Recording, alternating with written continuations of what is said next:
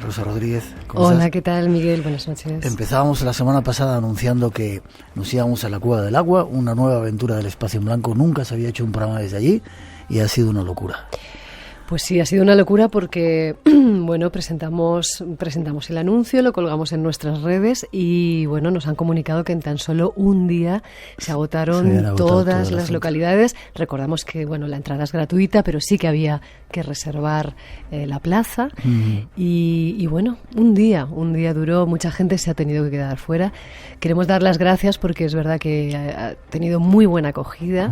Y bueno, y decir que en otra ocasión, pues los que no han podido venir esta vez, más adelante, ojalá, porque habrá más. Me decían hoy desde el Ayuntamiento de Quesada y la gente que está organizando que habían tenido más de 1000 peticiones para poder entrar en la Cueva del Agua, en un espacio. Echarle un vistacito si queréis por ahí, Cueva del Agua Quesada, para que veáis qué sitio tan especial. Solamente teníamos alrededor de 200 localidades y eso se ha llenado enseguida. Actuación musical, ¿verdad? Van a estar con nosotros el grupo Quinia, que en alguna otra ocasión también nos han acompañado. Recordamos que es un grupo de música celta, de música folk celta. Y bueno, van a darnos un concierto muy especial allí en la cueva con esa acústica maravillosa. No os perdáis, si podéis ir, estáis bienvenidos, y si no, escuchar el programa 6 de julio es la cita, un nuevo Espacio en Blanco que va a ser histórico. Así es, ya estamos deseando estar allí y bueno, y los que no podáis estar en vivo y en directo, a las 2 arrancaremos y podréis escucharlo. Y nos vamos a celebrar la noche de San Juan, ¿no? Sí, señor. Hoy vamos a celebrar, tenemos a alguien que nos va a contar algo de los celtas y eso, preparados para recibir toda la magia que hay en ese momento en que se abren las puertas del más allá. Ahora nuestro invitado nos explicará. 900-137-137 el teléfono. Tenemos 5 libros hoy que tienen que ver con lo que vamos a tratar. Y yo ya me voy para allá. Y te encargas de ello. Gracias. Y vamos ya con los temas que os hemos preparado para hoy, como siempre, con la recomendación de que no os lo perdáis.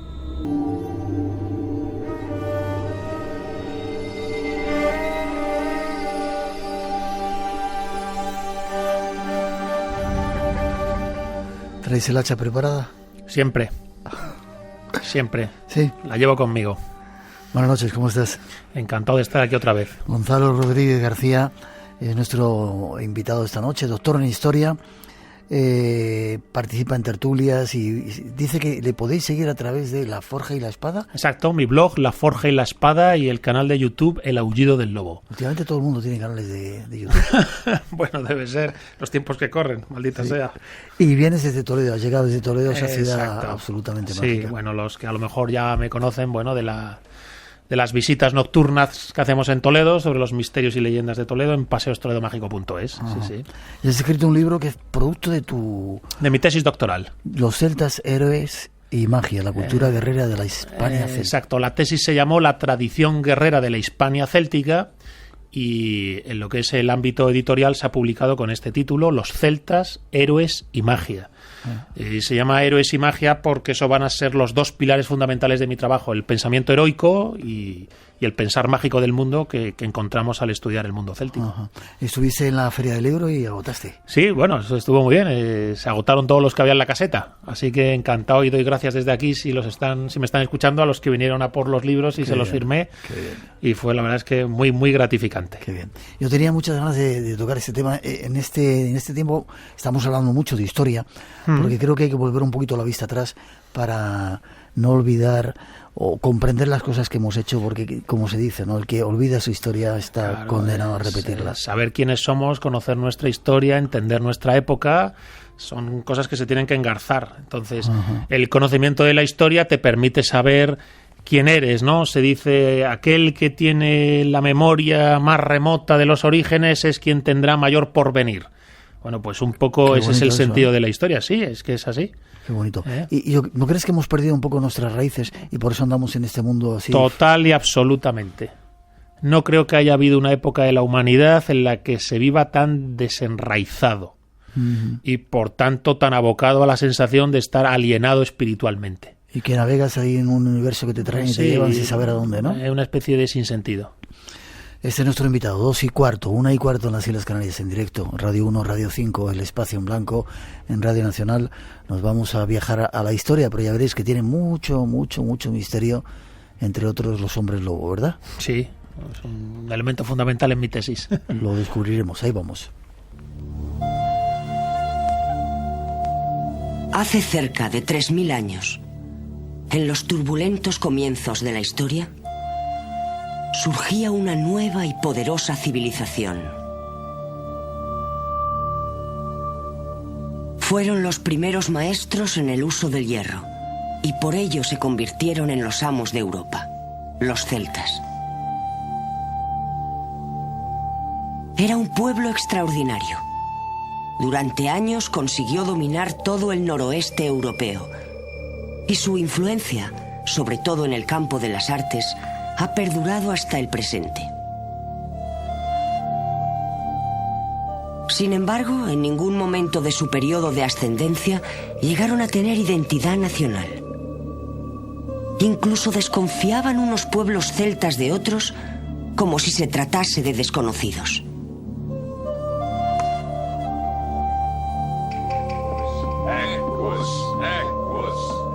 Como muchos otros pueblos de principios de la historia de la humanidad, la mayor parte de sus relatos están envueltos en el misterio. El mito se disfraza de historia y la leyenda se mezcla con la realidad. Y a menudo las mejores historias resultan ser las menos ciertas. Nos preparamos. Nos visitan esta noche pueblos de leyenda, los celtas.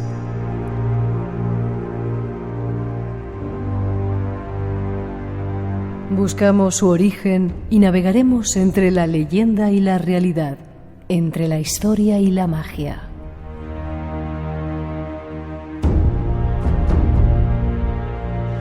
¿Te ha gustado, Gonzalo, la introducción? Sí, perfecto. Yo me debí perder el día que daban en clase de historia los celtas, porque me he quedado alucinado viendo algunos de los vídeos, viendo la información, leyendo tu libro, ¿no? Vaya pueblos tan increíbles. Y hay que hablar de pueblos porque no era solamente uno, ¿no? Claro. ¿Quiénes eran los celtas? Vamos a ver, los celtas es una rama del mundo indoeuropeo en el continente europeo, valga la redundancia.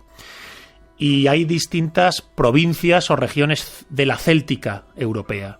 Cuando dices, perdona, indo, venían de la India. El término indoeuropeo es con el que se designa una gran matriz de pueblos que durante el siglo XIX se les llamó los pueblos arios y que vendrían a ocupar toda, fijaos, lo amplio del territorio, desde el Indo, desde la India hasta Europa. Se cree que se desbordan desde el interior de las estepas de Eurasia, es un pueblo que su origen estaría en el corazón de Eurasia, desde allí se desborda hacia Europa y hacia Oriente, hacia Irán y la India, y acá en Europa permite que surjan andando el tiempo ya en la Edad del Hierro, el mundo céltico, el mundo germánico, el antiguo mundo griego, helénico, el mundo latino-romano. Entonces, el mundo indoeuropeo es la matriz de los grandes pueblos de la antigüedad y la protohistoria europea.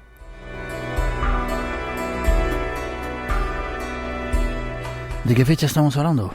Vamos a ver, aproximadamente es a partir del 2500 a.C., en lo que se llama la Edad del Bronce, que estos pueblos indoeuropeos van a ir desbordándose sobre Europa.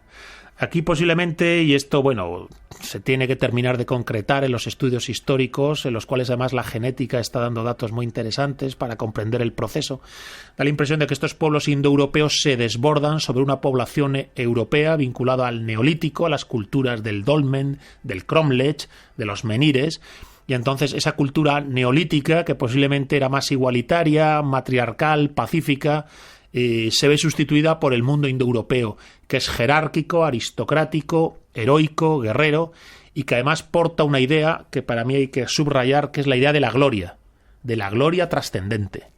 Es decir, ellos contemplan la posibilidad de que sus almas suban a los cielos, junto a los dioses de lo alto. Uh-huh. Eso es un rasgo fundamental de este mundo indoeuropeo, que daría la impresión de que el mundo neolítico, del dolmen y el cromlech, no estaría planteando las cosas en ese sentido de una gloria trascendente. Entonces, ese sería el proceso de etnogénesis europeo de la Edad del Bronce, y tras ese proceso de etnogénesis, ya en la Edad del Hierro es cuando se decantan los pueblos celtas, con sus distintas regiones o provincias, ¿no? En Britania, en la Galia, en Hispania. Yo digo que Hispania es una de las regiones de la céltica europea. Y a su vez la Hispania céltica tiene distintas regiones, distintas provincias, vamos a decir así. La céltica del noroeste, de los pueblos galaico-lusitanos, la céltica de lo celtibérico, al noreste de la meseta, que serían los célticos hispánicos más parecidos a los del continente, a los de la Galia, por decirlo de algún modo. Y luego una zona de transición entre el mundo celtibérico y el mundo galaico-lusitano, en lo que es el centro de la meseta, los pueblos vacceos, betones, carpetanos, que estarían de transición entre la céltica del noreste de la meseta, de Numancia, para entendernos, que es la céltica más plena, y la céltica arcaica del mundo galaico-lusitano, que incluso para Martín Almagro Gorbea, que es quien más ha estudiado esta cuestión, serían indoeuropeos protoceltas. Fíjate cómo los llama, indoeuropeos protoceltas, en el noroeste de la península. Estás hablando de Europa, se derramaron también sobre la India, ¿y ahí qué formaron? No, vamos a ver, eso es otra cuestión. Lo que se derrama sobre la India es el mundo indoeuropeo. Sí. En la India es donde surgirá la cultura de los Vedas, se llaman a sí mismos arios, es donde surge toda la cultura de las Upanishads, de la Gita. Si tenemos que estudiar el mundo indoeuropeo, en quizás su mayor pureza, hay quien plantea que donde mejor se estudia es la lengua sánscrita y la más antigua cultura hindú. Pero eso es una cosa de Asia. Vale. El mundo indoeuropeo se desborda sobre Europa, genera distintas ramas, andando el tiempo, hemos dicho el mundo helénico, el mundo latino-romano, el mundo germánico y el mundo celta. Genéricamente diríamos que el mundo céltico es la fachada atlántica de Europa. En Francia, en Britania y en Hispania, pero también en parte en Centro Europa, en parte, y luego ya llega incluso hasta Turquía con los gálatas. Los gálatas serían un pueblo céltico que llega a ocupar el interior de la actual Turquía. Estaban peleados entre ellos, como decía esa pequeña introducción, no se fiaban. Claro, vamos a ver, lo que hay que entender es que estos pueblos no tienen una estructura estatal ni nacional, por decirlo así.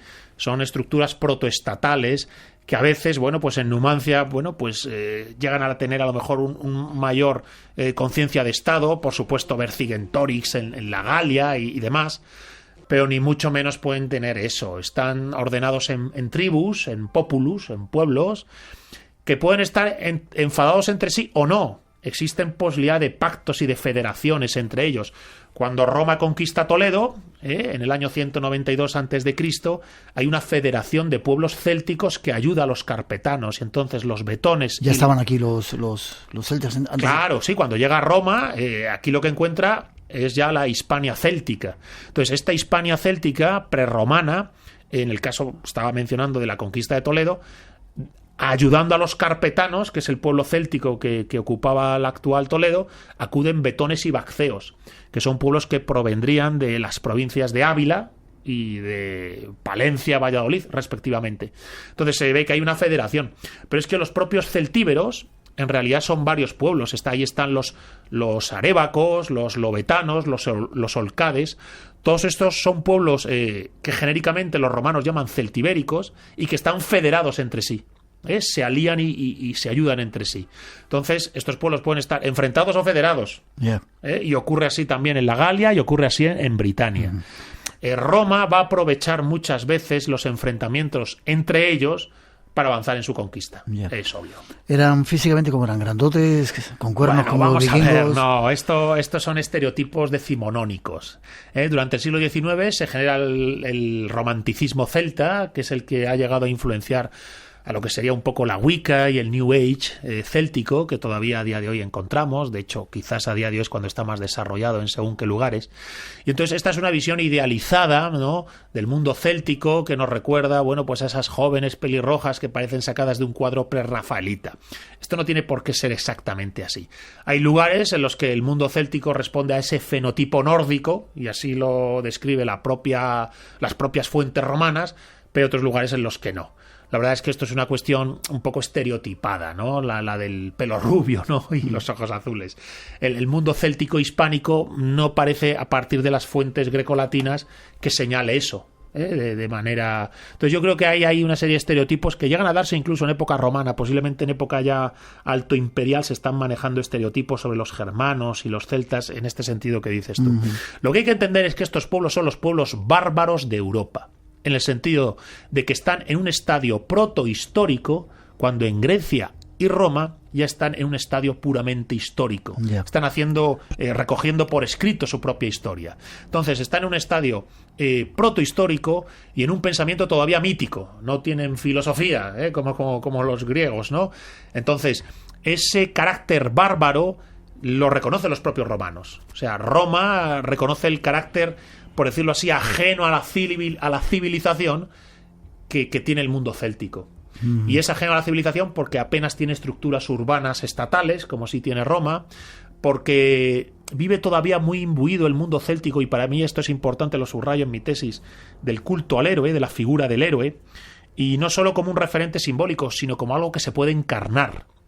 Entonces el mundo céltico en gran medida entra en combate, asume la guerra con una serie, por decirlo así, de complejos heroicos, en los cuales se destaca la idea de la muerte heroica, la muerte en combate, que es uno de los temas que más traté en mi tesis, la mors triunfalis, la muerte triunfal.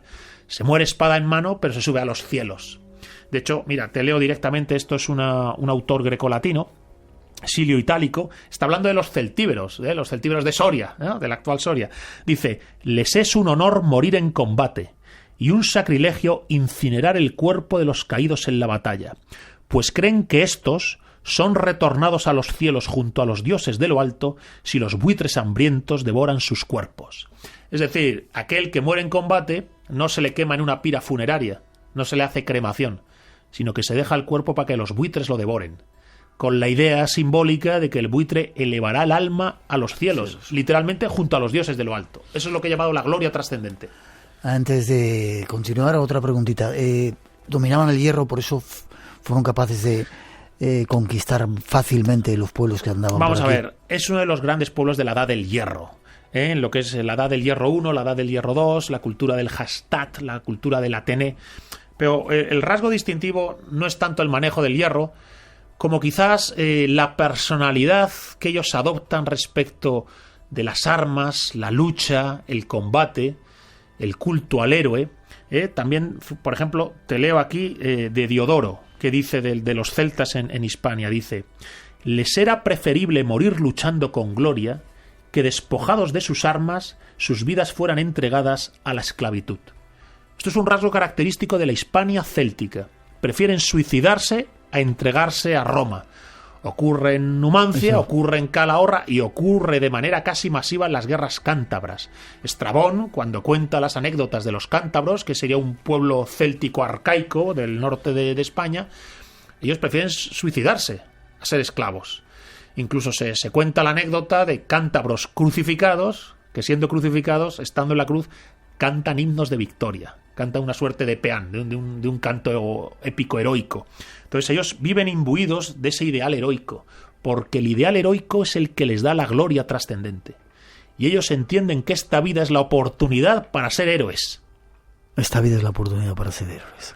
2:29, 1:29 en las Islas Canarias. Seguimos adelante tratando de descubrir más detalles de estos pueblos de leyenda. Yo te dije, falté a clase ese día y tengo que aprenderlo.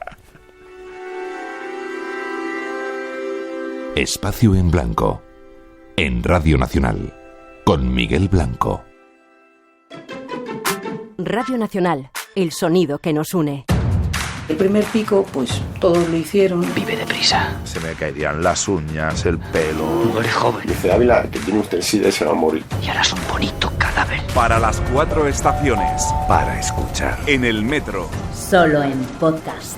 En rne.es. En el coche. En la cama. En la luna. ¿En la luna? Sí. ¿En la radio? No. Solo en podcast. Radio Nacional de España.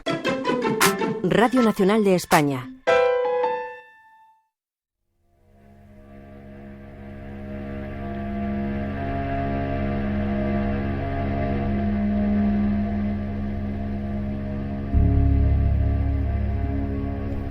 Conozcamos algo más de estos pueblos del norte. Entre los celtas libres existían 3 niveles jerárquicos: los reyes, los nobles y los plebeyos libres. Pero como muchos pueblos antiguos, los celtas también tenían sus castas de esclavos y pobres. En la cima estaban los reyes, aunque a los druidas se les consideraba generalmente de más alto estatus. Cada rey era elegido por la aristocracia de la tribu, entre los miembros de la familia del antecesor, no necesariamente entre los hijos.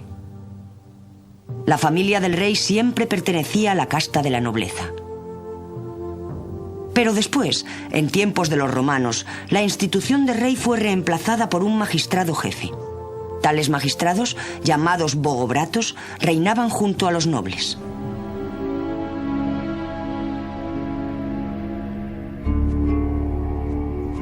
Descubramos cómo estaba organizado el pueblo que llegó a dominar gran parte de Europa.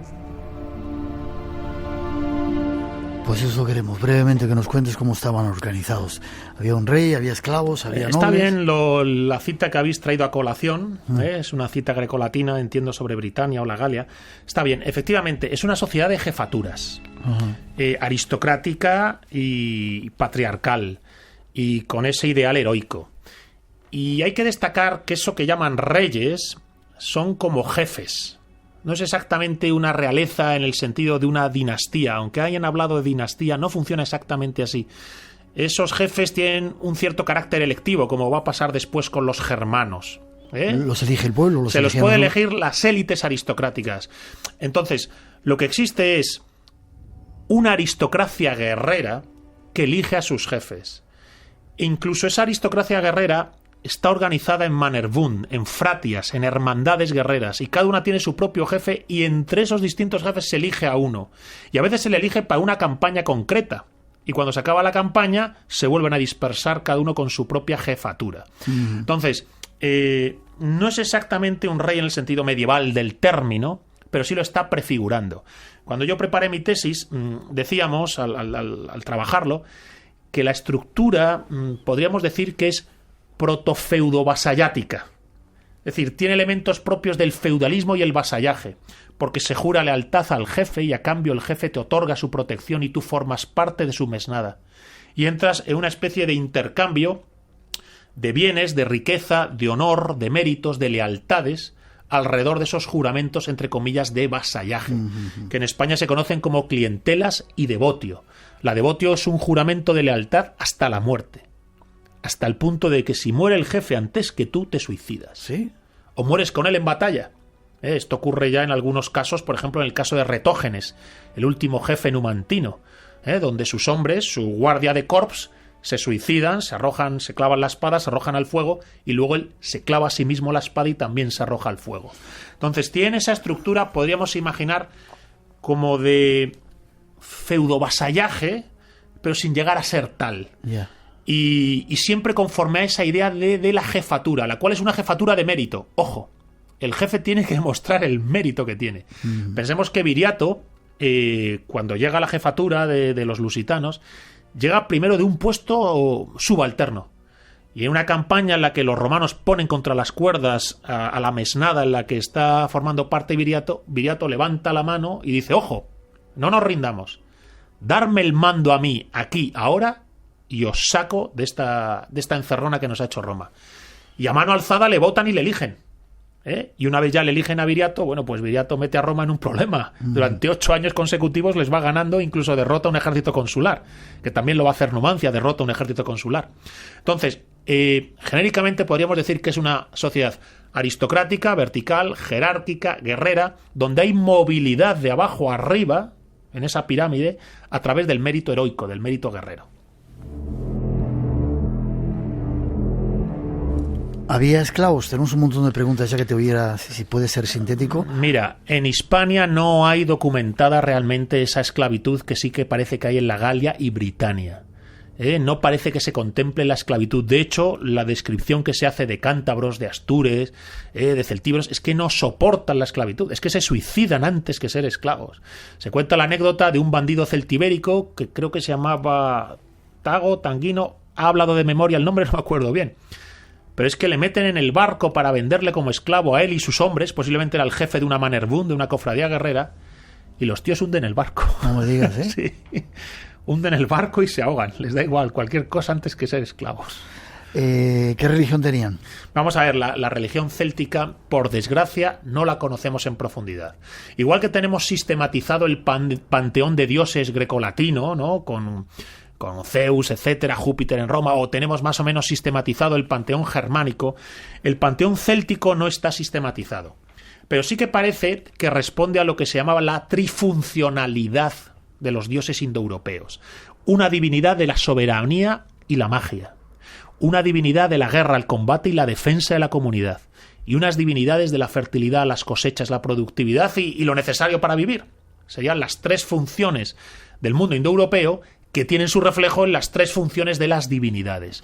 Posiblemente la divinidad de la soberanía mágico-religiosa es Lugh, que es el dios pancelta por excelencia. Y que aquí en España, bueno, pues tenemos el santuario celta de Peñalba de Villastar, en Teruel, que tengo pendiente ir, por cierto. ¿Y yo? Está consagrado a Lugh, pues a ver cuándo vamos, lo tengo pendiente, y está consagrado a Lugh. Luego tendríamos ya unas divinidades vinculadas a la guerra. Posiblemente en Hispania hay algunas divinidades como Netón o Bandua, o Baélico, que parece que tienen que ver con eso, y luego ya las divinidades de la fertilidad, que normalmente suelen ser más femeninas, no siempre, pero pueden ser más femeninas.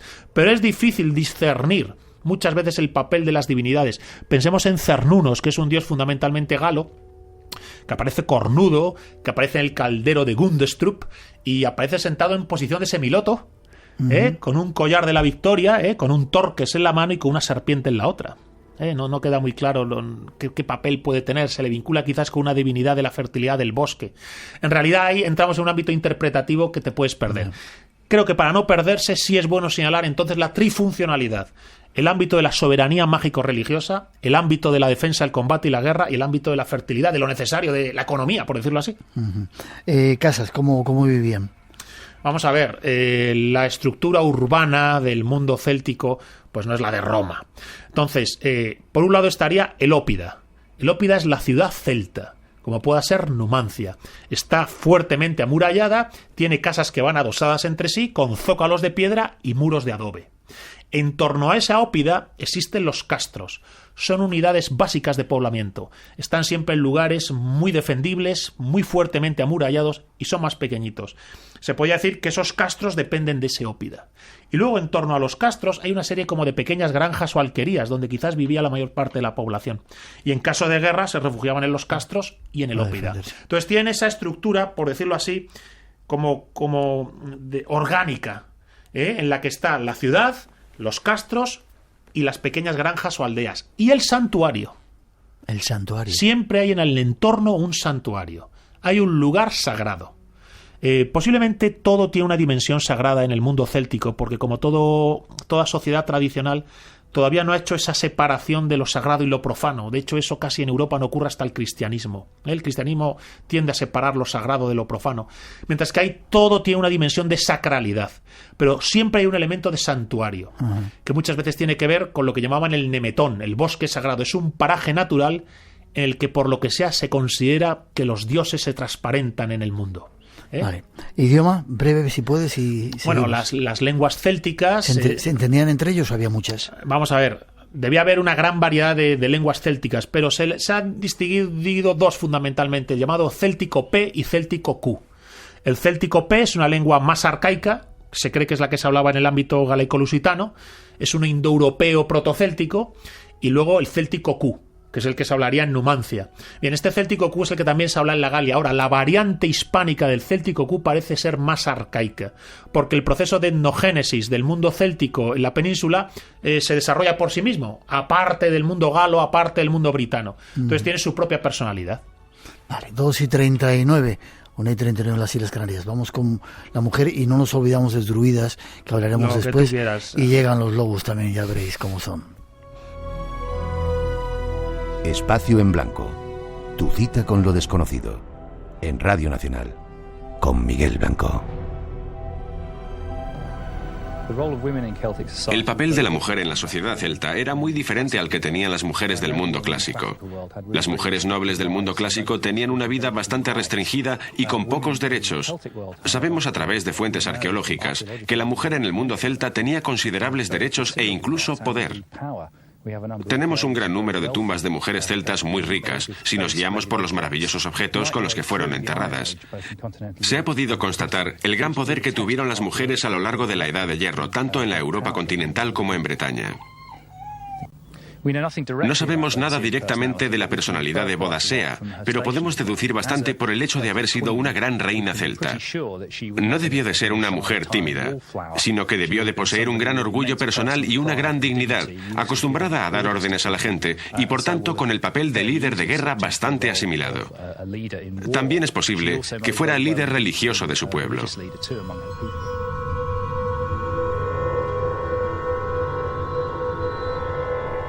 Conozcamos ahora el papel de la mujer en el mundo celta.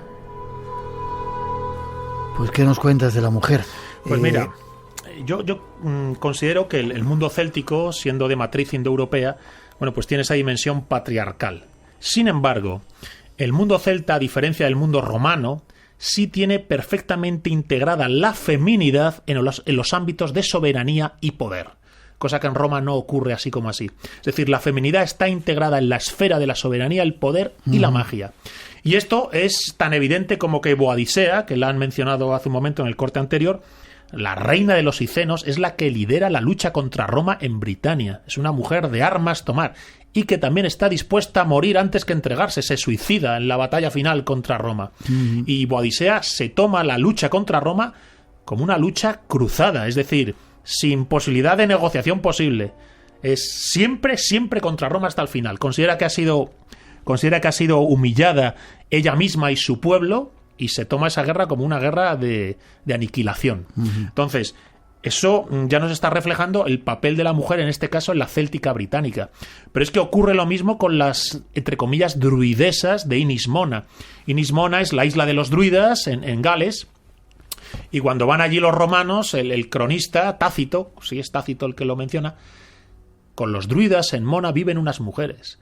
Y son las mujeres, cuando llegan las legiones de Roma, las que hacen el ritual de magia que paraliza las legiones. Y se quedan los legionarios asustados, no se atreven a avanzar, mientras ellas invocan, mueven fuegos, agitan los pelos, y tienen que salir los centuriones con la vara del centurión y golpear a los legionarios y decirles: cargar contra estas mujeres, no os dejéis asustar por sus brujerías. Pero tenemos en la isla, que es la isla por excelencia del druidismo, la isla de Inis Mona en Gales, a las mujeres. Entonces, bueno, y aquí en Hispania, Estrabón menciona cómo las mujeres de los galaicos acompañan a sus hombres a la guerra y están dispuestas a, si cae el hombre, coger la espada y luchar por él. Mujeres de armas tomar. Da la impresión de que la feminidad está integrada y no simplemente ubicada en el ámbito del hogar y la maternidad. En Roma muchas veces pasa así, la sociedad romana en este sentido no integra tanto a la mujer. Muy puntualmente. En el mundo céltico parece que sí. Y yo lo que considero aquí que está pasando es que el mundo céltico maneja un arquetipo espiritual que es el de la mujer de poder. El arquetipo espiritual de la mujer de poder, que sería el complemento femenino al arquetipo espiritual del rey, del jefe guerrero, del héroe, entre comillas. Entonces se podría decir, y aquí a lo mejor hablo ya muy desde perspectivas de la tradición sapiencial, que yo también he estudiado, que habría una metafísica de lo masculino y lo femenino que encarna en esa mujer de poder o en ese héroe ejemplarizante, como llega a ser el héroe Cuchulainn del mundo irlandés o el propio Viriato en la realidad histórica de Hispania. Pero entonces, yo consideraría que todavía hay que estudiar más este tema, faltan datos, pero da la impresión de que la feminidad sí está integrada en el ámbito céltico. Un dato antes de que nos vayamos a descubrir a los druidas. El pelo era importante en esa sociedad, ¿no? He leído y he visto algunos vídeos que se cuidaban el pelo, se ponían cosas ahí. Bueno, mira, yo te leo aquí, mira, esto es sobre los lusitanos. Los lusitanos en lucha contra Roma, dice: atacan con el tumulto y el griterío propio de los bárbaros, y con el cabello largo que agitan en las guerras y ante los enemigos para infundirles terror. Se dejan crecer el pelo y lo agitan, como si estuvieran haciendo headbanging, ¿sí?, a día de hoy, antes de entrar en combate. Lo de dejarse el pelo largo y posiblemente la barba larga tiene que ver con una idea muy indoeuropea que luego encontramos en los godos, en el mundo germánico, y es la idea de que la belleza viril va acompañada de eso. O sea, la belleza masculina tiene que ver con el rasgo, por decirlo así, obsceno del pelo, la barba, el cabello largo. Un cabello largo que incluso, fíjate, aquí en el Museo Arqueológico se puede encontrar en la Edad del Bronce, en esos indoeuropeos de la Edad del Bronce, en las estelas de guerrero, donde aparecen representados con un casco de cuernos, espada y escudo, aparecen con un peine. ¿Sí? Sí, porque el peine es un rasgo aristocrático, del cabello largo, donde está luciendo su belleza heroica, tipo Aquiles. Aquiles, en la Ilíada, se le describe con el cabello largo. Y las concubinas que tienen Aquiles y Patroclo en la Ilíada les peinan el cabello y se describe así. Entonces la idea del pelo largo, la barba larga, es algo propio de ese mundo indoeuropeo de la Edad del Bronce y que el mundo céltico lo sigue manejando. 2:46, seguimos adelante, 1:46 en las Islas Canarias. Nos vamos a descubrir a eso que más conocemos en el mundo de la magia, que son los druidas. Los sacerdotes pertenecían a familias nobles y, al igual que los guerreros, eran miembros privilegiados de la sociedad. Pero tenían además un derecho del que nadie más disfrutaba. Solo ellos eran libres de viajar entre las diferentes tribus y reinos. Ni los reyes podían disfrutar de ese privilegio. Había 3 clases de sacerdotes. Los más conocidos eran los misteriosos druidas, pero junto con estos estaban los bardos y los vates. A pesar de su fama, se sabe bien poco de los druidas y sus prácticas. El culto a los dioses entraba por descontado como una de sus funciones, pero también parece que actuaban como jueces y árbitros en las disputas. El nombre druida tiene sus orígenes en el verbo que significa saber. Tenían el derecho de decidir en las disputas tanto públicas como privadas, también el derecho de juzgar y determinar las recompensas y castigos en casos de crímenes y asesinatos. Nadie, ni siquiera el rey, podía hablar antes de que el druida lo hiciera.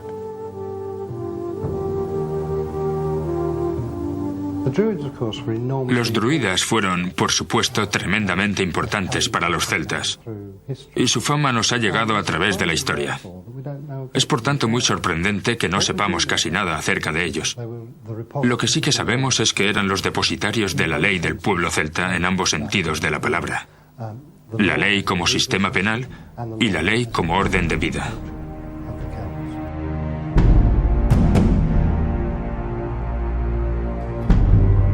Sacerdotes y druidas llegan ahora al programa.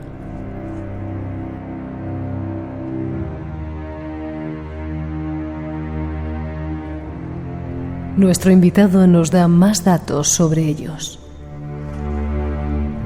Quizá lo que más ha popularizado de los celtas sea la figura del druida. Hombre, es que es ese pelo, fascinante. Pelo largo, blanco, barba casi como la tuya, blanca, túnica blanca también. Lo que no sabía es que tenían poder por encima de los reyes, hasta que no hablaba. Vamos a ver, el tema del druida es fascinante. Eso que habéis leído, si no me equivoco, son los comentarios de Julio César, la Guerra de las Galias. Vamos a ver, el druida yo diría que es el guardián de la tradición. Es el guardián de la tradición céltica. Vale, ¿nacía o se hacía? Nacía y se hacía. Tenía que tener un linaje y luego una formación, donde el propio Julio César dice que dura años. Incluso llega a señalar que hay un lugar en Britania donde son enviados los mejores druidas a terminar de formarse. Entiendo que se refiere a Gales, a la isla de Inismona. Entonces, el druida es el guardián de la tradición y con esto quiero decir que es el portador de la sabiduría, la magia y la poesía. Fíjate que han hablado aquí, en ese corte de Julio César, que habla del druida, el vate, el bardo. Sí. En realidad es que en el druidismo se está haciendo referencia a todos esos conceptos. La tradición sapiencial, la sabiduría del pueblo, la concepción del mundo, los principios, valores y creencias del mundo celta. La figura del vate, que es algo más que un poeta.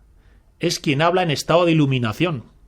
El vate, por decirlo así, es portavoz de las palabras de los dioses. Y el bardo, que es en realidad una manera de hacer como una especie de cultura popular que es traslación del mensaje del vate a través de posiblemente una serie de canciones, de romances, de romancero, yo usar esa palabra de romancero aquí entre comillas muy grandes, mediante los cuales se genera una especie de identidad colectiva alrededor de una serie de imágenes, héroes, dioses, mitos. Entonces, el druida es el guardián de la tradición y por eso es el portador de la autoridad espiritual. Esta idea que hemos escuchado de que hablan antes que los reyes es porque el poder temporal del rey está sometido a la autoridad espiritual del druida. Y esto es así porque el druida no es un mero sacerdote, no es un mero intermediario entre los dioses y los hombres, mediante el rito, sino que es portador en sí mismo de algo de los dioses. La autoridad espiritual realmente aquí tiene la condición de lo iniciado. El druida funciona como un iniciado, no como un mero... No recibe una ordenación sacerdotal al modo de la Iglesia Católica, para entendernos. Él recibe un proceso iniciático, que es el que le hace no ser un mero oficiante del rito, sino que es alguien que en sí mismo encarna ese principio espiritual que debe orientar a la comunidad. Entonces, autoridad espiritual y poder temporal están perfectamente organizados allá donde aparece el druida, que es el portador de esa autoridad espiritual.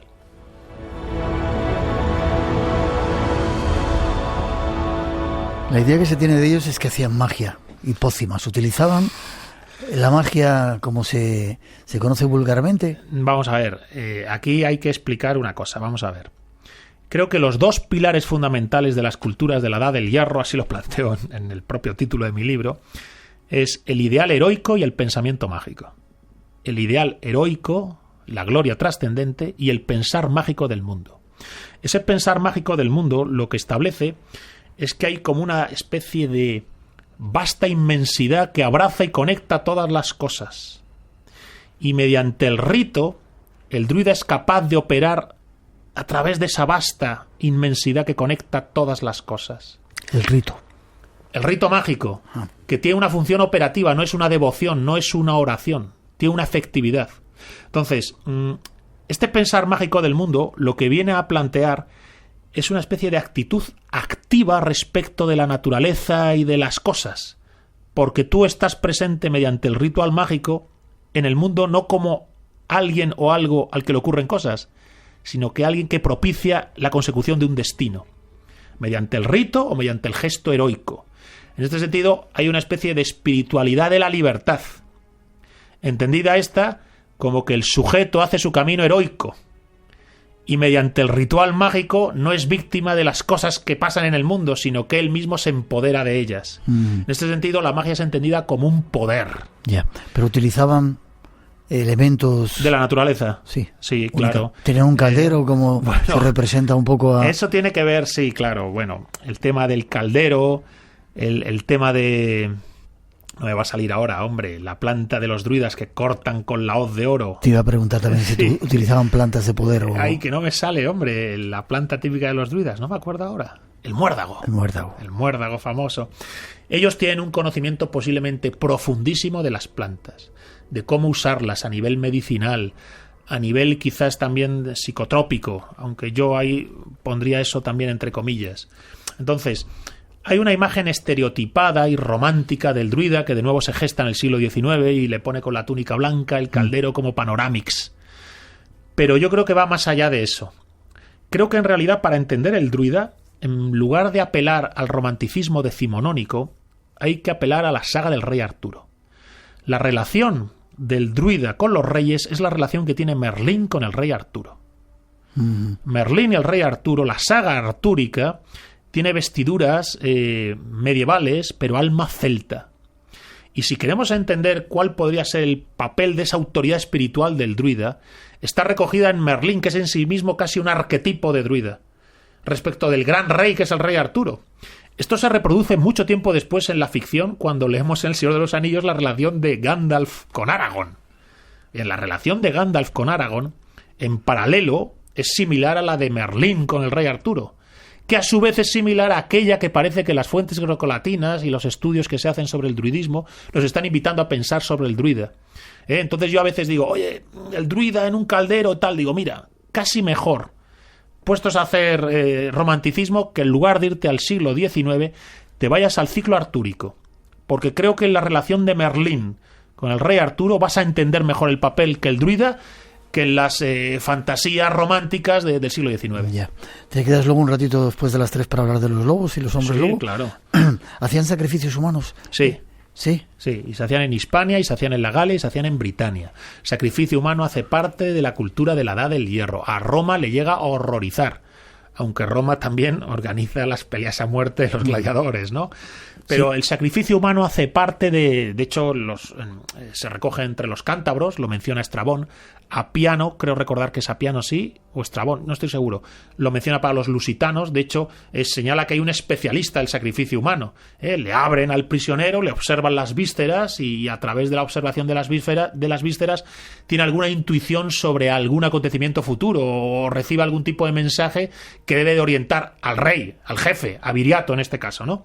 Entonces, claro que practican el sacrificio humano, sobre todo con prisioneros. Es decir, con prisioneros, no eran gente elegida que luego viajaban al más allá. Da la impresión de que es casi siempre con prisioneros. Vale, fiestas, en 2 minutitos. Estamos a punto de llegar a la noche de San Juan, una fiesta súper fundamental y mágica que parece que tiene que ver mucho con las fiestas celtas. Vamos a ver.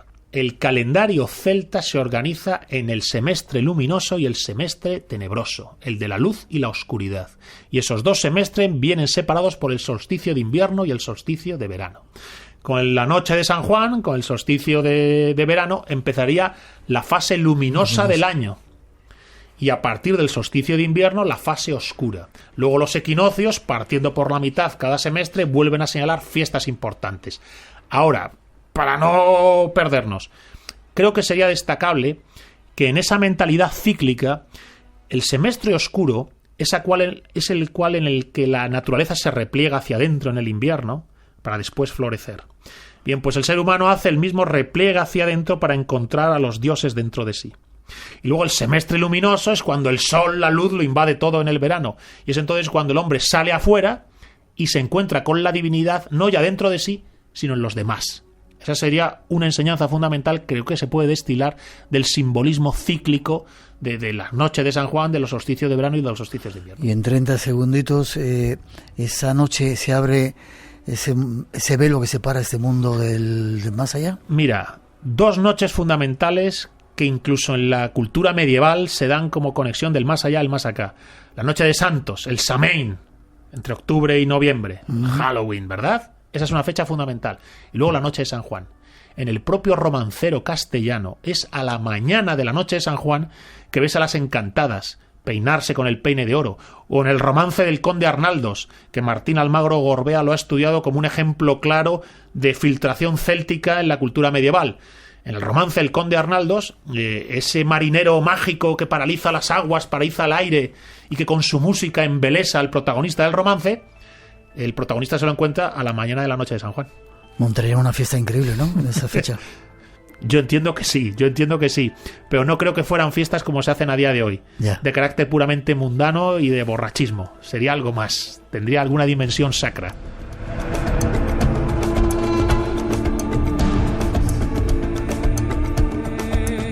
Esta noche nos visitan los pueblos del norte, todavía nos queda algo que contaros que tiene que ver con la licantropía, con los hombres lobo, con el lobo y con los guerreros.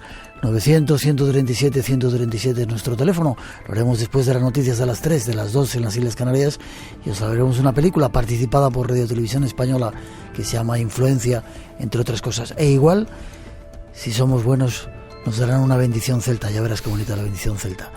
Enseguida regresamos, tengo mucho que contaros. No os vayáis, el espacio en blanco continúa.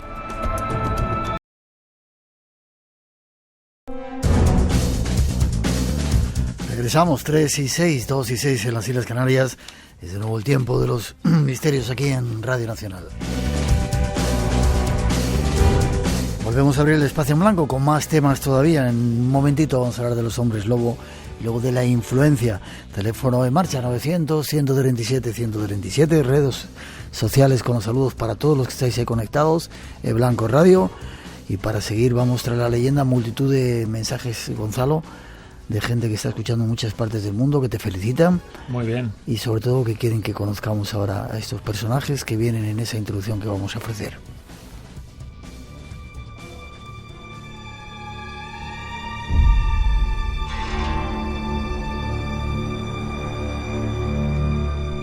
Vayamos ahora de nuevo al terreno de las leyendas.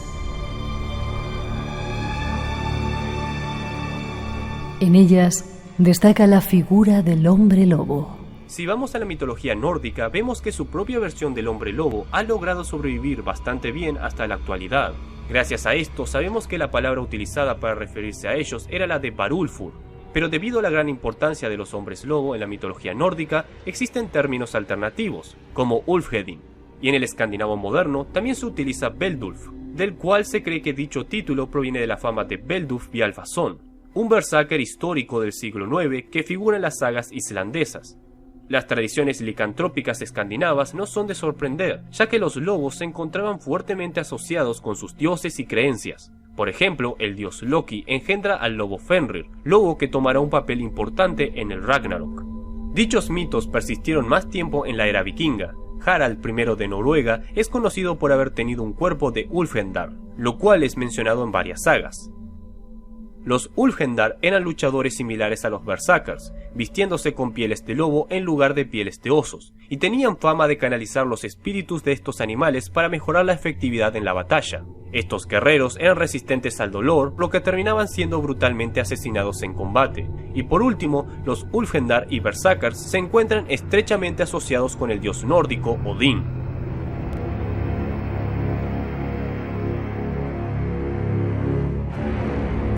Los hombres lobo. Conozcamos algo más de ellos. Yo no sabía que estaba tan relacionado este mundo con los lobos y que había hombres lobos y todo un... Bueno, vamos a ver, no es que haya hombres lobos en el sentido de las películas de terror, no. Lo que hay es un origen antropológico respecto del mito del hombre lobo en las cofradías guerreras, en los rituales de magia guerrera que ya aparecen en la Edad del Bronce, continúan en la Edad del Hierro y que donde mejor conocemos es en Escandinavia. Pues en Escandinavia se mantiene la Edad del Hierro hasta la Edad Media, y en la cultura vikinga, en la era vikinga y las sagas islandesas, lo que encontramos es la figura del berserk, el guerrero oso, el guerrero lobezno. Es ese guerrero que de algún modo se empodera de la furia animal que lleva el ser humano dentro, o se deja invadir por el espíritu de la bestia primordial y carga en combate en estado de frenesí homicida. Esta es una idea muy típica del mundo escandinavo. Ahora, no es solo del mundo escandinavo. Una vez te pones a estudiar esta cuestión, resulta que la idea del furor de combate, del furor guerrero, se da también en otros lugares del mundo bárbaro europeo. En época de la antigüedad, ya sea en la Galia, ya sea en Britania, ya sea en Hispania. En Hispania, de hecho, tenemos algunas pistas interesantísimas sobre esas cofradías guerreras, sobre esas hermandades que se llamaban Mannerbund, se llaman Mannerbund en el ámbito historiográfico. Hermandades guerreras en torno a rituales de iniciación, rituales que les permiten adquirir ese furor. De hecho, aquí en España tenemos en el... ¿Rituales en los que utilizaban plantas de poder o algún tipo de alucinógeno? Se cree que sí. Yo no estaría del todo seguro, pero se cree que sí que tomarían alguna planta embriagadora. Pero ojo, la clave aquí no es entrar en combate borracho, por decirlo así.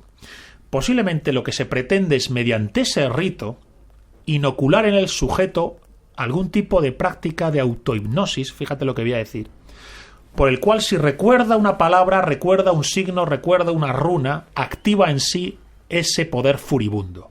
Es decir, entrenan para decirse a sí mismos una palabra o hacer un gesto, hacer un aullido. Por ejemplo, en las sagas vikingas, el guerrero berserk, antes de entrar en combate, aúlla contra su escudo. Y es después de esos aullidos que se activa en él el furor berserk.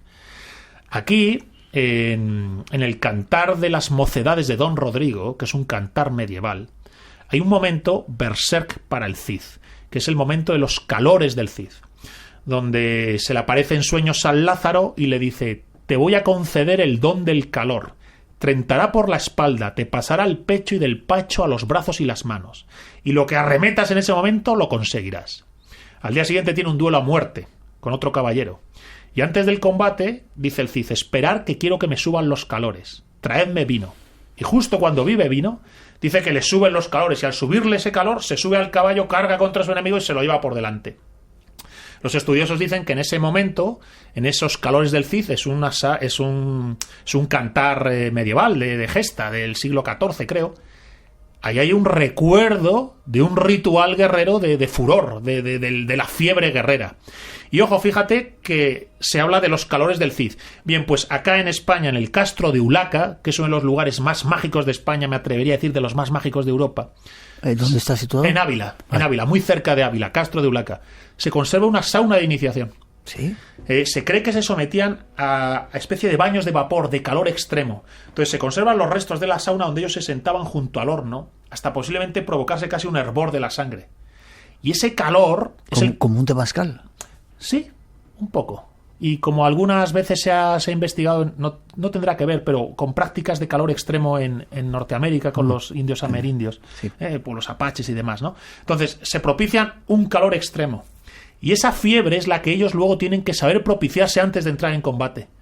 Es decir, son capaces de sugestionarse a sí mismos estados de frenesí homicida, de furor guerrero extremo, que les hace no sentir las heridas, luchar desnudos. Y todo ello posiblemente porque se toman, una minoría de estos guerreros, se lo toman como una vía ascética. Fíjate, te voy a leer un texto de Estrabón sobre los pueblos del interior de la meseta, de la zona de los Bacceos. Me parece increíble, fíjate lo que dice. Se dice que algunos de los que habitan en el interior de la meseta viven como espartanos, ungiéndose 2 veces al día con grasas y utilizando saunas de piedras candentes, bañándose en agua fría y tomando una sola vez al día alimentos puros y sobrios, como en un constante endurecimiento del cuerpo y el alma. Fíjate, es unas ascesis guerreras. Se dan baños de vapor, saunas de piedras candentes, luego se meten en agua fría. Apenas se alimentan una vez al día con un alimento puro y sobrio y se pasan el día como entrenando el cuerpo y alma. Es como una especie de hermandad guerrera. Es de esos contextos de hermandad guerrera donde surge la figura de la licantropía mágica del guerrero lobo, que antes de entrar en combate se propicia a sí mismo ese estado de frenesí, que en parte quizás tenga que ver con la fuente que he leído antes de Apiano, cuando dice que algunos lusitanos van al combate y agitan el cabello largo para provocar en sus enemigos, infundirles terror. También va por ahí.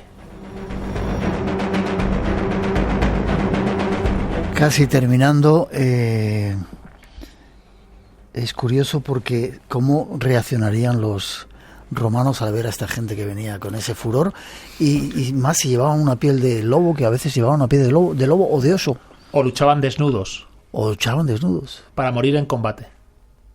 A lo mejor atacaban en cuña contra las legiones de Roma y la punta de la cuña eran 20 tíos desnudos dispuestos a morir ese día. Y entonces al cargar rompen la formación romana. Si conseguían romper la formación romana podían ganar. En formación no se podía ganar a Roma. O sea, Roma si mantenía las líneas bien cuadradas, es un ejército muy entrenado para luchar de ese modo. El mundo bárbaro normalmente no conseguía ganarles. Viriato lo que hace es atacar y luego replegarse, fingir que huye, para que los romanos persigan a los que huyan, rompan la formación, entonces te das la vuelta y vas a por ellos. Entonces luchan desnudos a veces simplemente para provocar ese romper las filas. Pero dices que ¿qué sensación tendrían los romanos? Fíjate, Apiano nos cuenta que están los romanos asediando Palencia y algunos bárbaros al anochecer se quedan fuera de la ciudad y se dedican a caballo a correr alrededor del campamento romano aullando como lobos. Y desde dentro de la ciudad les contestan también con aullidos. Y literalmente dice Apiano que cayó sobre los romanos un temor extraño. Curioso. ¿Eso tiene que ver con la licantropía o por eso lo de la licantropía? Vamos a ver, ellos hacen una lectura simbólica de la licantropía. No se convierten en lobos, vaya, como Paul Nachi en La noche de Valpurgis, ¿no? Entonces, ellos lo que pretenden es adquirir el furor de la bestia salvaje. Por eso la imagen paradigmática del oso o del lobo. O las pieles de oso y lobo que se ponen para mimetizarse a ese nivel, ya sea porque consideran que despiertan un lobo que llevan dentro, ya sea porque consideran que el espíritu del lobo se apodera de ellos. Pero ahí juega ese papel simbólico. También es Apiano quien nos cuenta cómo los romanos, en una ciudad celtibérica que no recordaré ahora el nombre, cuando van a negociar la paz, el que acude a negociar la paz, los romanos le describen que lleva una piel de lobo, de cabeza de lobo puesta a él. Y que ese es como lo que le distingue como un cargo de autoridad en esa ciudad celtibérica. ¿Me dejas que escuchemos esa bendición celta? No sé si será cierta o no será cierta, pero por lo menos es bonita, se la deseamos a todos nuestros oyentes, a toda la gente que nos escucha, a ti, a todos los que nos siguen, en esta casi fecha en la que se abre este mundo con la noche de San Juan. La noche de San Juan. Vamos a escucharla.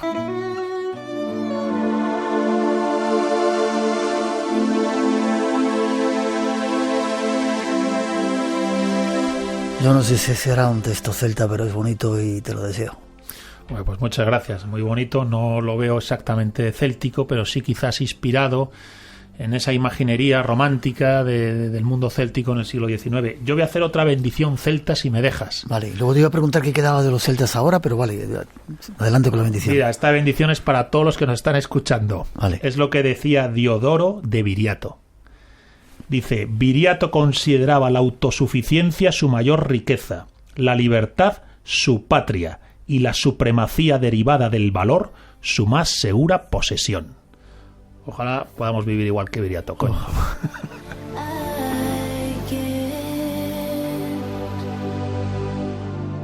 Brevemente, ¿qué queda de los celtas ahora?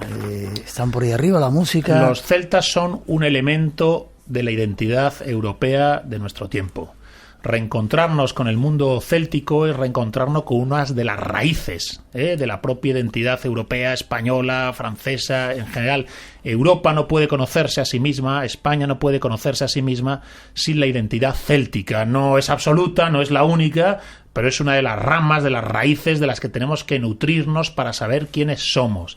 Y si me dices qué queda de ellos, bueno, por un lado hay una serie de recreaciones, a veces, bueno, no siempre todo lo acertadas que deberían, otras veces muy entusiastas y que yo creo que son pistas, señal del anhelo que se tiene en Europa, en general hombre occidental, de volver a saber quién es, más allá de su trabajo, su dinero o su vida personal sentimental, ¿no? Saber quién eres, ¿no? Entonces ahí hay un valor interesante que podemos aportar. Y yo, por otro lado, considero que la enseñanza fundamental de estos pueblos es la idea del ideal heroico y el pensamiento mágico del mundo. Es ahí donde yo creo que hay una verdadera palanca de transformación que debe ser puesta en valor. La vida como la oportunidad de ser héroes. Lo subrayo. Dios te sostenga suavemente en la palma de su mano. Forma de contacto contigo si quieren saber más. Pues mira, estamos en mi propio Facebook, en Gonzalo Toledo Mágico, en Paseos Toledo Mágico, en mi blog La Forja y la Espada, en mi canal de YouTube El Aullido del Lobo, y bueno, pues el libro Los Celtas, Héroes y Magia, en la editorial Almuzara. ¿A qué sitio tenemos que ir juntos, ese castro que has dicho? El santuario de Peñalba de Villastar, en las rocas, en Teruel. Es un escarpe rocoso, sí, donde iban a adorar a Lug. De hecho, se cree que incluso hay una representación muy esquemática, abstracta de él. Y es una zona interesante porque posiblemente era frontera del mundo celta con el mundo ibérico, en Teruel. Peñalba de Villastar, todavía no he ido. A ver si voy cuanto antes, maldita sea. Yo también. Gracias, ha sido un placer verte y estar contigo. Claro que sí, muchas gracias a vosotros. Cuídate.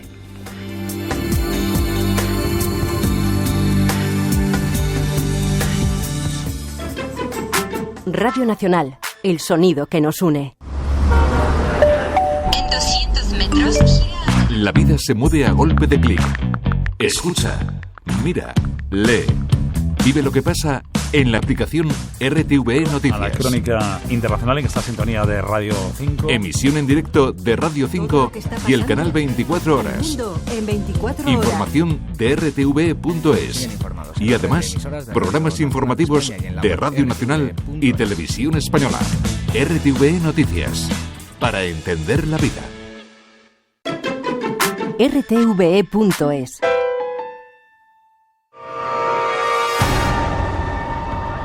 Espacio en Blanco. La madrugada del sábado al domingo a las 2 con Miguel Blanco en Radio Nacional.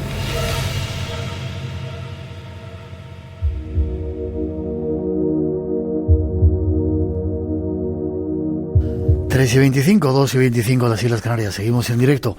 Tenemos todavía cosas que contaros. Ahora os invitamos a ir al cine. Hay una película en la que está involucrada Radio Televisión Española que se llama La Influencia. Queremos presentarla y luego más temas. 900-137-137 en nuestro teléfono. Sigue en marcha ese concurso por si queréis tener más celtas en vuestra vida. Seguimos.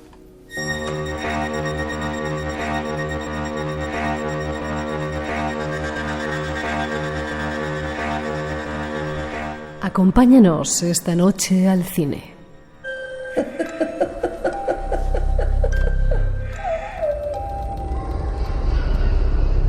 Mamá, te vas a morir como papá. Eso es lo que te gustaría, ¿verdad, cerdita? Los últimos meses fueron horribles. Lloraba y gemía sin parar. Solamente hablaba de la muerte. Y hacía sonar esa maldita campanita como una loca. ¿Qué quieres, abuelita? ¿Por qué me has llamado?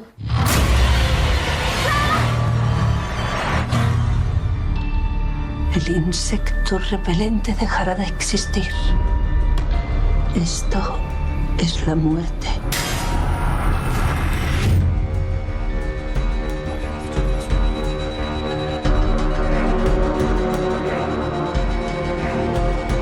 La influencia.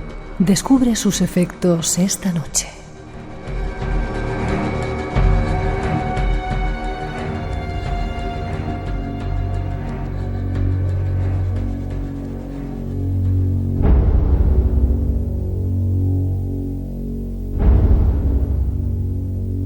Hay una película que se ha estrenado este fin de semana que se llama Influencia, y esta noche queremos contaros algo de ella. Tiene que ver con algunos de los temas que aquí tratamos.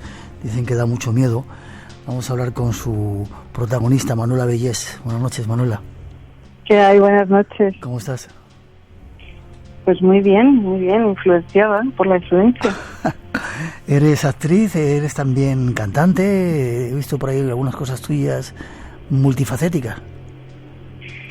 Sí, bueno, lo de actriz llevo más tiempo, lo de cantante es de hace poquito, porque he sacado mi primer álbum con todo temas escritos y compuestos por mí, y bueno, lo he producido yo, me lanzaba ahí a la aventura y lo estoy disfrutando mucho también, la verdad. Tenemos que escucharlo para ver lo que estás haciendo por ahí, será bonito sin duda. Dime una cosa, ¿te gustan las películas de terror? Pues mira, a ver, he visto muchas. También para prepararme los personajes que he ido haciendo y tal. ¿Sabes qué pasa? Que ahora me dan menos miedo porque como las hago y sé que todo es mentira, pues no soy especialmente miedosa, entonces no me provocan ese terror, ¿no? Me dan sustos, pero me gusta más hacerlas que verlas. Vale, déjame que saludemos a Denis. Denis, buenas noches. Hola, buenas noches. Denis Rovira, el director de esta película Influencia. ¿Cómo estás? Bien. Pues nada, aquí expectante a ver qué pasa con el público y cómo va a recibir la película. Esperemos que muy bien. Eso es. Como estáis ahí los dos, en cualquier momento podéis responder, ¿vale? Te pregunto, primera, Manuela, ¿te ha pasado alguna vez, Manuela, alguna cosa extraña de estas misteriosas, que hayas tenido una premonición, hayas visto algo? No te rías, Denis, que te estoy escuchando por ahí. Mira, de pequeña adolescente me metí un poco en estos mundos me interesaba mucho la ouija, de hacer espiritismo y bueno, he podido tener momentos de hacer ouija y que se cerraran ventanas de golpe, pero quiero pensar que fue el viento. Ya, ¿con quién conectabas cuando hacías la ouija? Pues en el caso que me acuerdo fue en una casa donde un amigo mío aseguraba que había muerto una anciana y que él oía cosas de noche. Entonces nos invitó a todos los amigos a hacer la ouija y bueno, nos hablaba eso, de que era la antigua inquilina que había muerto en esa casa. ¿Solo eso te ha pasado? Pues sí, realmente sí. No he tenido más sensaciones así. Vale, voy con Denis. ¿Y a ti? ¿Por qué te rías, Denis? No. Bueno, nada, es una pregunta interesante. La verdad es que no todo el mundo le pasa algo, ¿no? O hay gente, pues eso, como Manuela, que cree que igual son cosas físicas las que ocurren cuando en realidad nunca se sabe, ¿no? Depende de cómo estás de susceptible en ese momento. A mí sí me ha pasado algo. Y quiero que nos lo cuentes. Dime. Que quiero que nos lo cuentes. Alguien me ha soplado. Claro. Yo en la época de estudiante estaba en un piso compartiendo con varios. Y había una amiga allí, pues compartiendo el piso, se llamaba Nora, y bueno, pues estaba yo con otro amigo y tal, y de repente ella empezó a gritar, se ha restaurado por el suelo. Bueno, en fin, una escena bastante chocante, la verdad. Tengo que decir que tampoco es que estábamos, o sea, habíamos pues bebido, en fin, habíamos estado un poco de fiesta y tal, pero la verdad es que me quedé muy parado porque fue algo muy chocante. Desde lejos ella, cuando entraba en el lavabo, le mojaban la cara. Yo estaba con mi amigo y le dije, oye, ¿qué te parece esto? ¿No? Y tal, pero muy de lejos, a distancia. Entonces ella se giró con una voz extraña, dijo poltergeist, y no me lo estoy inventando. Y mi amigo Tony, que hace, ya te digo, o sea, esto fue hace años, pero nos reímos mucho cuando lo recordamos. Vio la película el otro día y me dijo, tío, lo que pasó y tal... o sea, ¿tiene algo que ver? Digo, no tiene nada que ver. Digo, sabes, esto pasó hace muchos años, pero sigo creyendo que sí que pasó algo de verdad en ese momento extraño, y se calmó todo cuando hablaba Manuela de las ventanas, pero se abrió un ventanal enorme detrás mío y noté como una presencia que me atravesaba, me quedé pálido y a partir de entonces nada. Al día siguiente hablé con Nora. Esta chica, hostia, curiosamente se llama igual que la protagonista femenina, la niña en la película, y le dije, ¿qué te pasaba? ¿Qué sentías? Dice, sentía algo que tenía dentro que me arrastraba y quería salir. Y eso es totalmente cierto, vamos. A partir de ahí había más testigos y eso es lo que a mí me pasó, me sucedió cuando tenía, pues no sé, 20 años o así. ¿Por qué crees, Denis, que le gusta a la gente las películas de terror? ¿Y por qué te has metido tú a hacer una película de terror terrorífica como esta? A ver, las películas de terror tenemos un componente que sí, nos gusta ir a sufrir al cine, de alguna manera, porque Stephen King lo define muy bien, ¿no? Es el proceso de reintegración que le llama él, porque queremos sentir esa sensación de que nos amenazan, de que sentimos miedo, angustia, asco. Hay diferentes tipos de terror y niveles del terror, pero luego al final, cuando después de toda la experiencia queremos sentir que estamos bien, que estamos a salvo, que ha sido algo pues momentáneo, de alguna manera controlada, ¿no? O sea, seguramente porque no queremos que esto nos pase en la realidad, o queremos evadirnos de algunos problemas que hay en la realidad. Queremos pasar miedo, pero de formas controlada, cómoda. Cómoda, segura, ¿no? Sí. ¿La película que más te haya influido a ti o más te haya dado miedo de estas de terror, cuál ha sido? A ver, a mí me cuesta muchísimo que las películas me den miedo. Hay algunas que me han impactado muchísimo, empezando ya desde mis inicios cuando empecé a ver cine de terror. Los Sin Nombre fue uno de ellos, una de las películas que vi en el cine en directo y lo pasé muy mal. De hecho, es una adaptación de Ramsey Campbell y es una de las pelis que a mí más me ha afectado y por eso quizás luego años después pues he hecho una adaptación de Ramsey, ¿no? Luego El Resplandor, obviamente, El Exorcista en su momento, y películas actuales, Babadook me gusta mucho, y realmente que haya pasado mucho mal rollo y no haya podido verla otra vez, porque estas las he visto 1000 veces. Una de body horror que se llama Martyrs, que vi en Sitges, que es insoportable, un peliculón, pero de muy muy mal rollo. La tengo en casa, de hecho en formato físico no la puedo ver otra vez. Es demasiado fuerte y realista, no sé, o sea, es un terror muy extremo que me produce mucha angustia y tal. ¿Y tú, Manuela, cuál es la película que te haya influido? Dices que te gusta más hacerlas, pero habrás visto películas de terror. ¿La que más te haya dado miedo?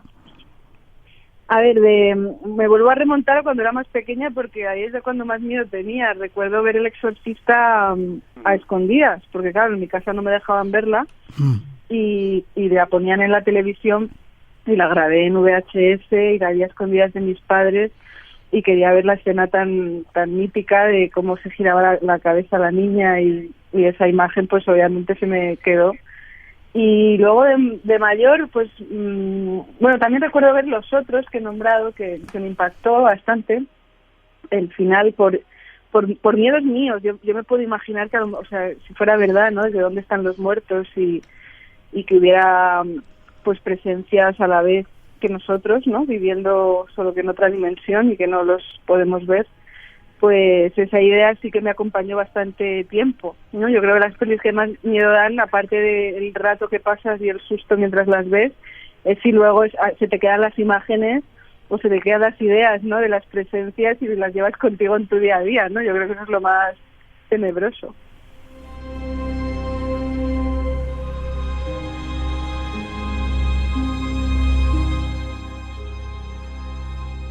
Vale, pues ahora contarnos un poco de qué va la influencia. Alicia, regresas a tu casa, no sé si quieres hacerlo tú, Manuela, haces el personaje de Alicia, ¿no? Sí, bueno, yo dejaría al director contar eso, luego si queréis hablo de mi personaje. Vale, pues bueno, a ver, la película se basa en la novela de Ramsey Campbell, hay cambios importantes, ya lo digo para los fans de la novela, pero sí hemos mantenido toda la atmósfera, ciertos personajes y los roles, a pesar de que el personaje de Victoria, que es el antagonista en la película, interpretado por Emma Suárez, ya no es tía abuela de la niña, sino es abuela, es como algo más directo, y no muere como en la novela que se tituló en España Ultratumba, sino que, y era más una novela de fantasmas, sino que aquí está presente en la casa, ¿no? Entonces la historia es el regreso a casa de Alicia, interpretada por Manuela Bellés, y luego trae a su hija Nora, que es Claudia Placer, una de las niñas en Verónica, y su marido Miquel, Alain Hernández, vuelven a la casa de los horrores, ¿no?, al pasado, donde ella creía olvidado y que para nada es así. Entonces se reencuentra con su hermana Sara, interpretada por Maggie Cibantos, y para cuidar de su madre, ¿no?, que está en coma, como digo, en principio en sus últimas horas, pero nada más lejos de la realidad. O sea, fue una matriarca implacable que casi, dominó a placer a sus hijas, y está muy relacionada con todo el tema del ocultismo y tal. Y entonces la niña sentirá esa influencia, y no solo ella, sino todos los miembros de la familia, ¿no? Una influencia maligna que va a ir a por ellos, a llevarles hacia el abismo, ¿no? Ya, hemos escuchado el tráiler al principio de esta entrevista. Déjame que quiero repetir para preguntaros cosas. Claro.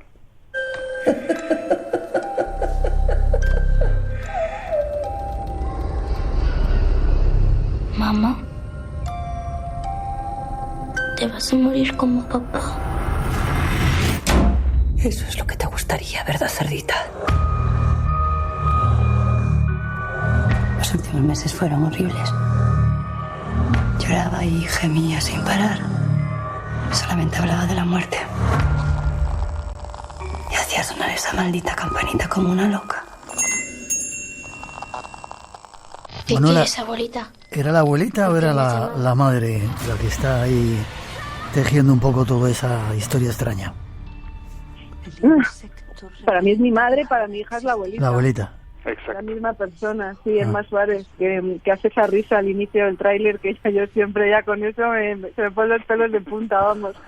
Lo ha hecho brutal, Emma, es una pedazo de actriz, pero es que aquí además ha resultado ser terrible y mala. Ha sido, un aprendizaje trabajar con ella. Y nada, eso es la vuelta de Alicia. En mi caso, pues eso, trabajé ya solamente poner un pie en ese pueblo, en volver a mi pasado, pues ya me pesa muchísimo en los hombros. Es un pasado del que yo huí, que se irá descubriendo las razones, pero sí, yo llego entera, digamos, como sólida, guerrera, fuerte, y todo lo que va sucediendo a lo largo de la película me va desmoronando. Voy cada vez pues como haciéndome más pequeñita y sufriendo por mi hija, ¿no? Sobre todo mi gran amor es ahora mi hija a la que tengo que salvar.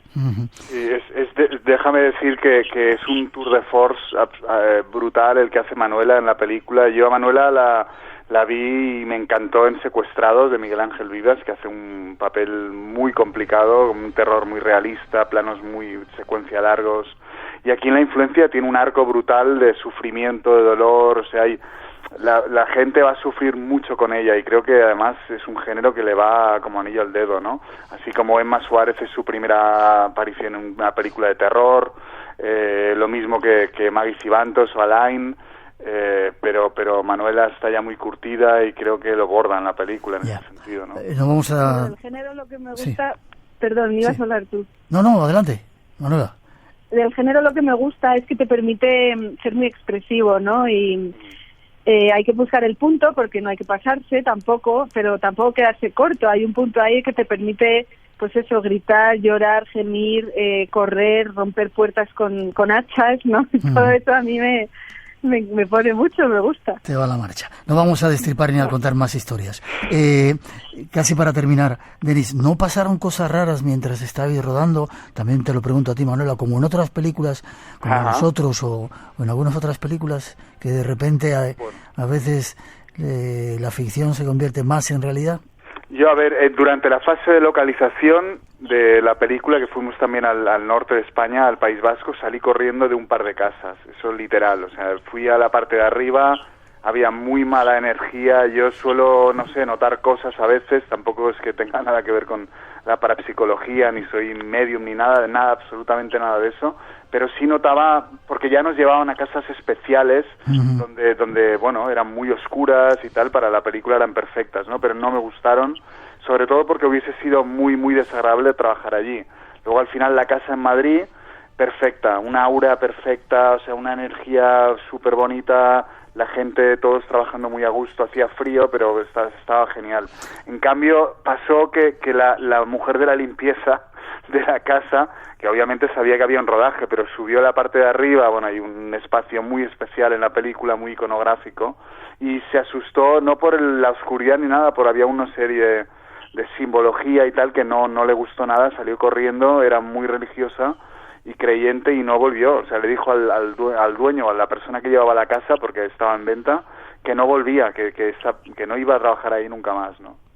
La influencia.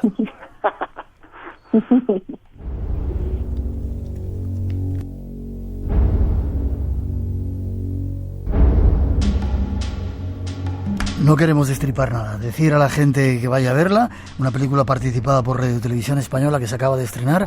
¿En muchos sitios copias, Denis?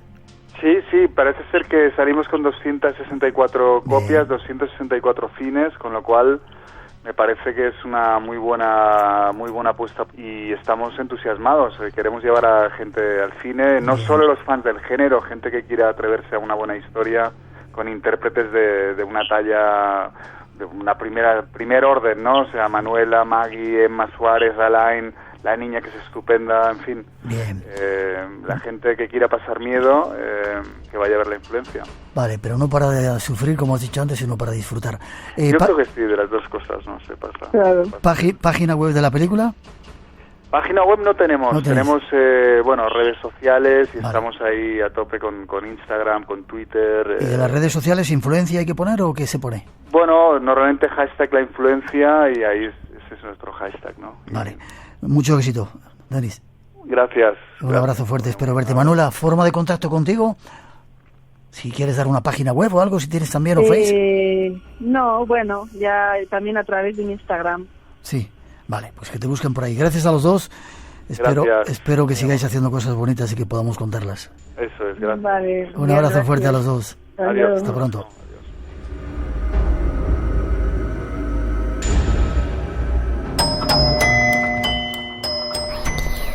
Justo en el momento en que la noche se llena de oscuridad, en Radio Nacional abrimos para ti un espacio en blanco.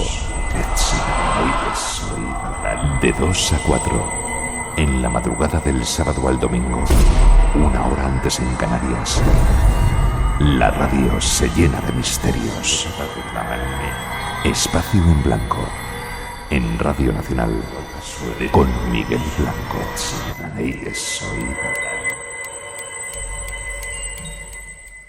Hola, queridos amigos. Desde esta lejana Montevideo, en Uruguay, una noche misteriosa, lleno de niebla, frío, lluvia. La noche nuestra se presta para escuchar tan extraordinarios comentarios. Visitaremos cementerios y visitaremos los lugares a donde ustedes nos lleven. Gracias por tan lindo programa. Abrazo, don Miguel. 137, por si todavía queréis participar en ese concurso que tenemos. Y ahora vamos a hablar de un tema extraño, parasomnias, lo llama nuestro compañero Juan Gómez. Ha preparado un informe, son mucho más reales de lo que creemos, con ello os dejamos.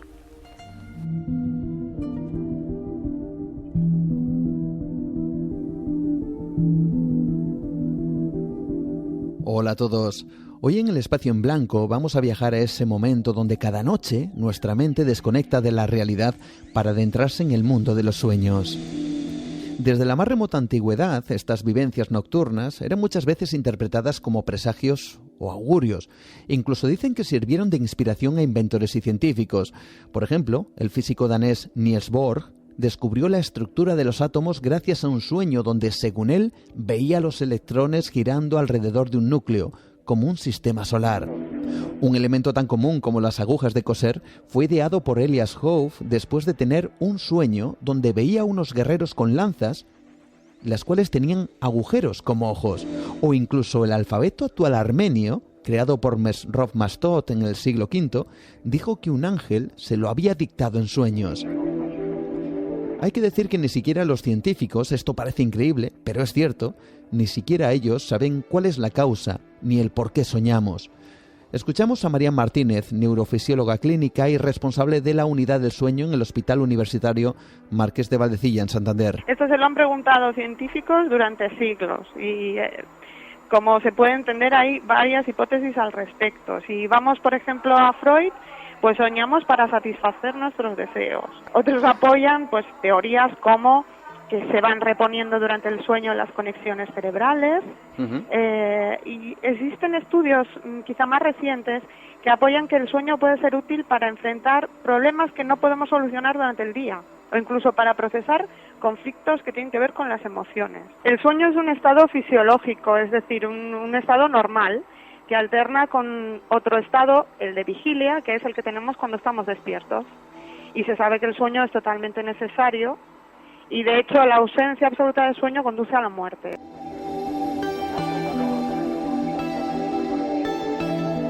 Diferentes teorías, como hemos escuchado, propuestas durante siglos, aunque ninguna respuesta clara. Solo una: no dormir conduce a la muerte. Pero en ese mundo onírico al que viajamos cada noche, a veces pasan cosas que no entendemos, cosas que nos parecen absolutamente reales y que en muchos casos nos llenan de angustia. ¿Quién no se ha despertado alguna vez tras una terrible pesadilla, casi como si fuera absolutamente real? Lo que sucede es que estas terribles experiencias pueden convertirse en auténticas situaciones terroríficas llamadas parasomnias. Vamos a escuchar de nuevo a María Martínez. Pues las parasomnias se definen así en la medicina del sueño, experiencias físicas, experiencias mentales que emergen del sueño durante un estadio de conciencia un poco ambiguo, es decir, en un estadio en el que se mezcla sueño y vigilia. Y allí, en ese estado, pasan cosas. Allí incluiríamos el sonambulismo, los terrores nocturnos o los despertares confusionales, por ejemplo. Ahí metemos a las pesadillas, la parálisis del sueño o el trastorno del comportamiento REM. Y existe otro apartado último en el que se meten otras parasomnias. Otro apartado de parasomnias, donde los expertos afirman que son experiencias que se salen absolutamente fuera de lo común. Trastorno del sueño, las alucinaciones visuales también se tienen, o quizá dentro de las pesadillas las manifestaciones pueden ser tipo visual, tipo sensitivo. Quizá el diagnóstico diferencial ahí más importante es con los terrores nocturnos, con mucha manifestación vegetativa, quiero decir, el paciente emite chillidos, le ve sudoración, pupilas dilatadas.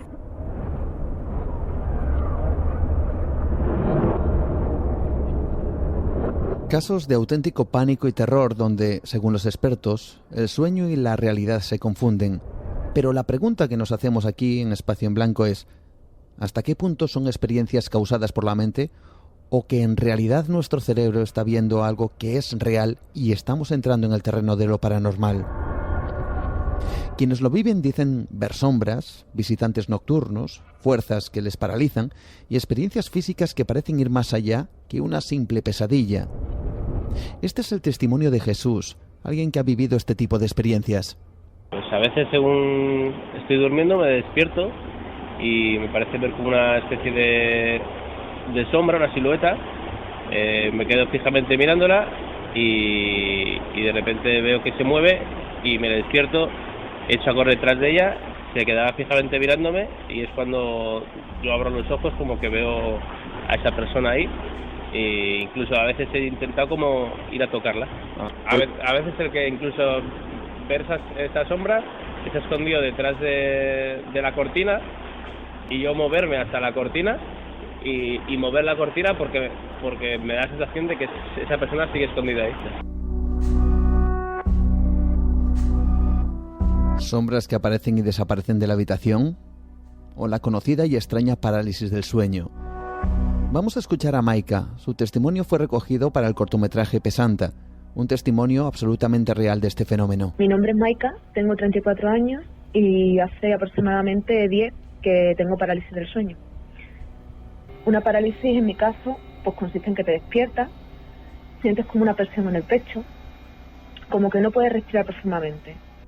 En mi caso solamente puedo emitir como una especie de gruñido y consulté al médico y bueno, este me dijo que era algo que científicamente no estaba estudiado, no tenía una explicación, pero que bueno, que era una alteración del sueño. Puede que fuera una alteración del sueño, pero yo también experimentaba cosas que eran reales.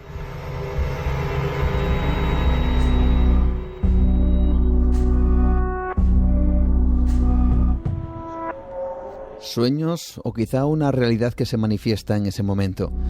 Lo cierto es que hay personas que tienen experiencias estremecedoras. Este es el caso de Inma. En plena parálisis, nota una poderosa fuerza que la empuja mientras no puede moverse. Me llamo Inma, tengo 46 años y tengo parálisis del sueño desde hace algo más de 15 años. La primera vez que lo sentí fue a medianoche, yo me desperté y estaba tumbada de lado y empecé a oír un sonido.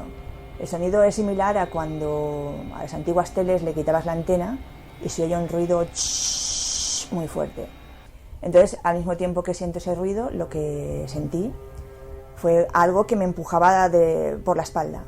Yo estaba de lado y me empujaba de la espalda, entonces mi primera intención es moverme, avisar a mi marido que está al lado. Entonces me di cuenta que no puedo moverme, ni emitir palabra. Intento mover las manos, no puedo, siento la inmovilidad, que no me puedo mover.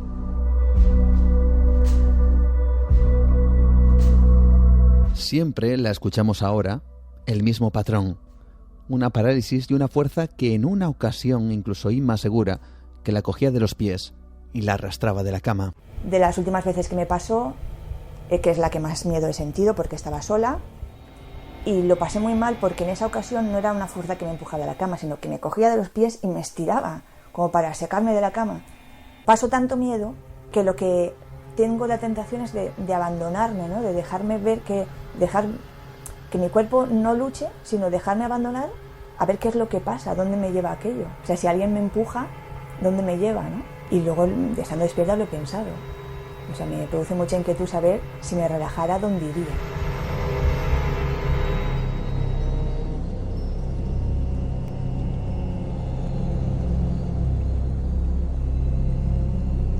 Los expertos aseguran que existen casos estremecedores, personas que se levantan, gritan, golpean al aire hacia algo invisible que solo ellos pueden ver.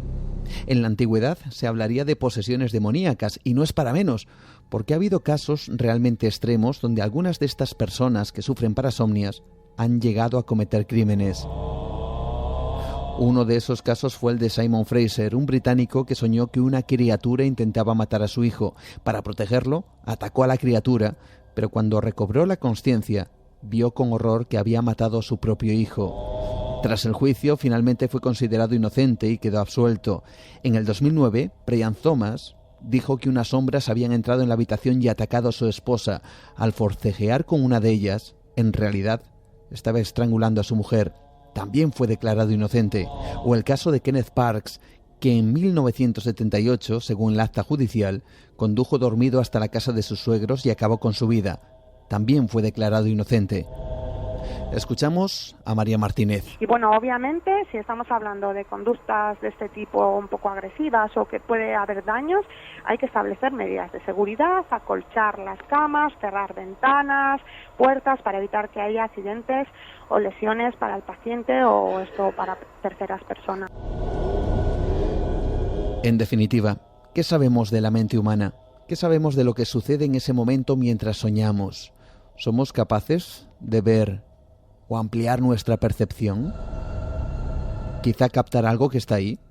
¿Podemos ser vulnerables a algún tipo de influencia desconocida? ¿O por el contrario, son todo experiencias oníricas llevadas al extremo? Sea como fuere, puede que ahora mismo os acompañe alguien que esté durmiendo, y seguramente vosotros lo hagáis en breve. Quizá en ese instante seamos visitados sin saberlo. Buenas noches.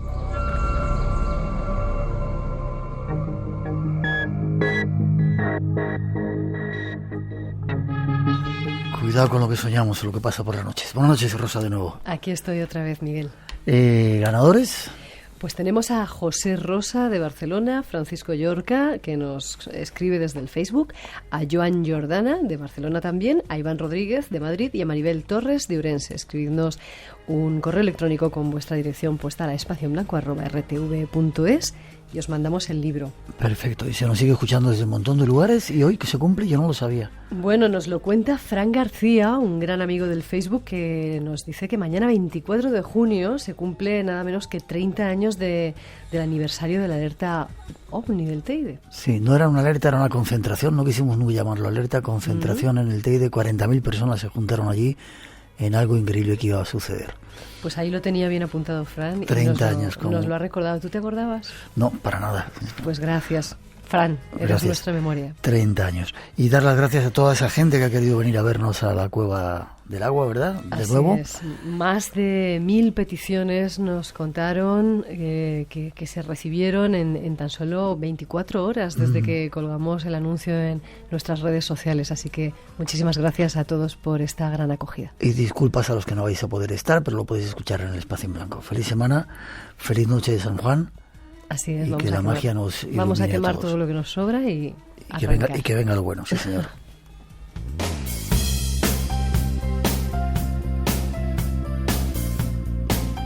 Y terminamos por hoy. Las gracias a todos por la escucha y por la compañía. Volvemos en 7 días. Mientras tanto, qué frase tan bonita, que Dios os sostenga suavemente en la palma de la mano.